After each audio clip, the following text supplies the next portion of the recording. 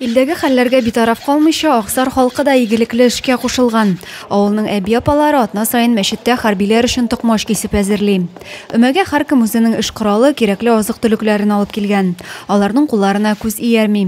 Тырыш апаларның берсе җәя, икенчесе кисә, һәркайсының күңелендә бер теләк. Аллаһның рәхмәте белән шушы авыл халкының битараф булмавы сөендерә безне.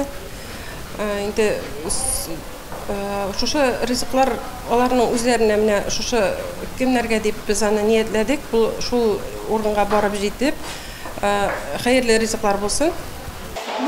Бик теләп киләбез.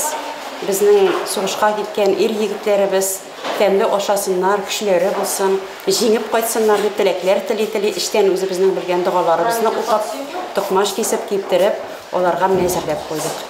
Һәркем игелекле гамәлгә кушылып үз өлешен кертергә ашыга. Өмәгә килә алмаучылар өендә токмаш кисеп китерә.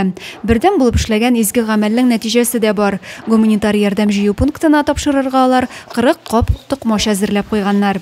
Моңа кадәр бергә җыелып маскировкалау эшләре дә үрделәр. 2 көндә 3 шелтәр ясаулары бары тик мактауга һәм хөрмәткә лаек. Адилә Борханова, Александр Тимофеев, Максим Майоров, Зей хәбәрләре.